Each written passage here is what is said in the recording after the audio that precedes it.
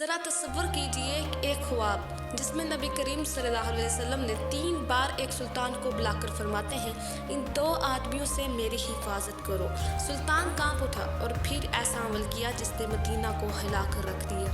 ये कोई कहानी नहीं, ये कोई हकीकत है।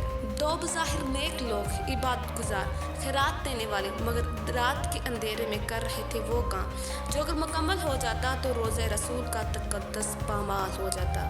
हम बात कर रहे हैं सुल्तान नूरुद्दीन के ख्वाब की, जो एक हकीकत थी। जब सुल्तान नूरुद्दीन ने इसे जान लिया तो वो तारीख़ का सुनहरा बाब बन गया। वीडियो को एंड तक लाजमी देखें और देखिए उस ख्वाब को जो एक सच्चे आशिक़े रसूल को आया। आज से तकरीबन 882 साल पहले की बात है। सुल्तान नूरुद्दीन मामूल के मुताबिक रात के नवाफिल और वज़ाइफ से फारग हुए और सो गए। आंखें क्या बंद हुई, मुक़द्दर जाग उठा। जाने कायनात शाह मुजदात सल्लल्लाहु अलैहि वसल्लम ख्वाब में तशरीफ़ लाए और नीली आंखों वाले 2 आदमी दिखाकर फरमाया, मुझे इनसे बचाओ। आप घबरा कर उठे, वज़ू किया, नफल अदा किए और फिर सो गए। 3 बार ऐसा ही हुआ। आप रहमतुल्लाह अलैहि सलाम ने रात ही को अपने वज़ीर को बुलाया, मशवरा हुआ और अगली सुबह ही बहुत सा माल लेकर मदीना मुनव्वरा की जानब चल पड़े। 16 दिन के सफ़र के बाद मदीना मुनव्वरा पहुँचे। शहर से बाहर ही गुस्ल किया और फिर शहर में दाखिल हुए।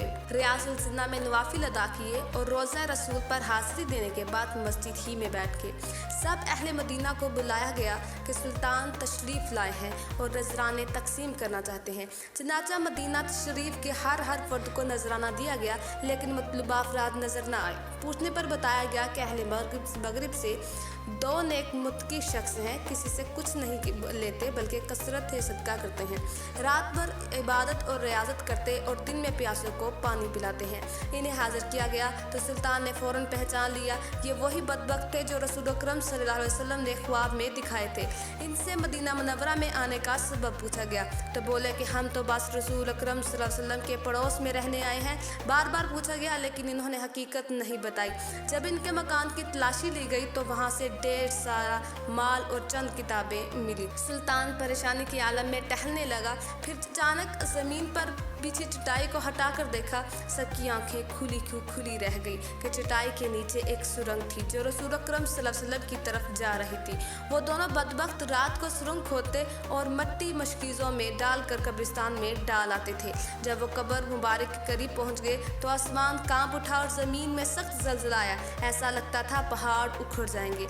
इससे अगली सुबह ही सुल्तान नूरुद्दीन मोहम्मद ज़िंगी ने मदीना मुनव्वरा पहुँच गए थे। इनका जुर्म साबित होने के बाद सुल्तान ने इनकी गर्दन उड़ाने का हुक्म दिया और रोज़ा रसूल अकरम के पानी की गहराई तक ज़मीन खुदवाई और शीशा पिघलाकर इसमें भर दिया ताकि आइंदा कोई ऐसी नापाक हरकत ना कर सके। अजीम आशिक़ रसूल शेर इस्लाम अबुल कासिम नूरुद्दीन मोहम्मद बिन मोहम्मद ज़िंगी की सारी ज़िंदगी खिदमत दीन में गुजरी। यही वजह है कि ना सिर्फ मुस्लिम बल्कि गैर मुस्लिम मौरखीन भी इनके अदल इंसाफ के मदा हैं। यहाँ इनके चंद कारनामे जिक्र किए जाते हैं। इन शाहों और उम्रा की जानब से जो भी माल आता सब मसाजिद की तमीर पर खर्च कर देते। एक बार दमशक की मसाजिद शुमार की गई तो वो तकरीबन 100 के करीब थी। मनकूल है कि सुल्तान नूरुद्दीन महमूद मिस्र के मकाम पर कफास से बरसरे बेकार थे। आप 20 दिन रोज़े से और सिर्फ पानी से इफ्तार किया, जिसके सबब काफ़ी कमज़ोर हो गए, लेकिन आपके रौब की वजह से किसी को भी आपसे बात करने की हिम्मत ना हुई।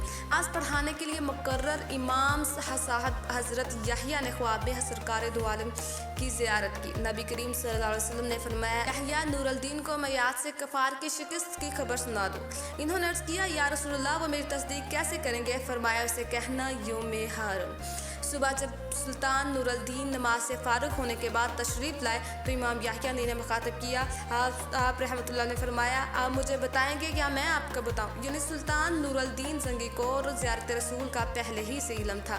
फिर सुल्तान नूरुद्दीन ज़ंगी ने सारा ख्वाब बयान किया। इमाम याहिया ने यौम हरम के बारे में दरियाफ्त किया तो उन्होंने बताया कि एक बार मैं कुफार के साथ बरसरे बेकार था कि मुझे इस्लामी लश्कर की शिकस्त का खौफ हुआ। मैंने लश्कर से हटकर एक जगह सरदा रेस हो गया और अपने चेहरा خاک پر رکھ کر اللہ رب العزت کی بارگاہ میں عرض کیا، اے مولا، محمود کون ہے؟ یہ دین تو تیرا دین ہے، یہ لشکر تو تیرا لشکر ہے، آج تو ان کے ساتھ وہی معاملہ فرما جو تیرے کرم کے لائق ہے۔ بس اللہ تعالیٰ نے ہمیں فتح عطا فرمائی۔ آپ رحمۃ اللہ علیہ السلام نے تقریباً 50 سے زائد شہر اور قلعے فتح کیے۔ آپ کا اپنے غلاموں کے ساتھ جو سلوک تھا، اس کی مثال کہیں نہیں ملتی۔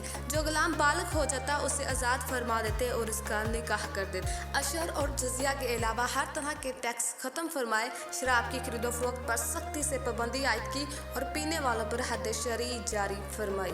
سلطان نور الدین کی عاجزی اور کمال عدل و انصاف کا اندازہ اس حکایت سے لگائیے کہ ایک شخص نے آپ سے کہا، میرے ساتھ قاضی کے پاس چلیے، میرا آپ پر کچھ مطالبہ ہے۔ آپ رحمۃ اللہ علیہ السلام اس کے ساتھ چل پڑے۔ جب قاضی کے پاس عدالت میں پہنچے اور فرمایا، میرے ساتھ وہی سلوک رکھو جو اس کے ساتھ رکھتے ہو۔ پھر قاضی نے مقدمہ سنایا تو سلطان نور الدین زنگی پر کوئی حق ثابت نہ ہوا، لیکن انہوں نے پھر بھی اس شخص کو طلب کردہ چیز تحفتاً دے دی۔ سلطان نور الدین کا عدل و انصاف اپنی مثال آپ ہے۔ عوام الناس کو عدل و انصاف فراہم کرنے کے لیے سب سے پہلے دارالکشف کے نام سے کھلی کچہری کا قیام آپ ہی کا کارنامہ ہے۔ آپ رحمۃ اللہ نے اس میں ہفتے میں 4 دن بیٹھتے اور قاضی کو بھی بٹھاتے۔ اس دوران عدالت کے دروازے پر کوئی محافظ، کوئی چوکیدار نہیں ہوتا، بلکہ ہر کسی کو انصاف لینے کی عام اجازت ہوتی۔ سلطان نور الدین کی ساری زندگی دین اسلام اور مسلمین کی حفاظت کے لیے وقف ہو گئی۔ آپ کی خدمات کے عظیم کارناموں سے بڑی پڑی ہے آپ کی زندگی، جن میں سے چند کا مختصر ذکر یہاں کیا گیا ہے۔ اسلام اور مسلمین کا یہ عظیم خیر خواہ 11 شوال بروز بدھ 569 ہجری کو اپنے خالق حقیقی سے جان ملا۔ آپ کا مزار مدرسہ نوریہ میں ہے، جو کہ شام اور دمشق میں ہے، جو دعا کی قبولیت کا مقام ہے۔ اللہ پاک ان پر رحمت فرمائے اور ان کے صدقے ہماری بے حساب مغفرت فرمائے۔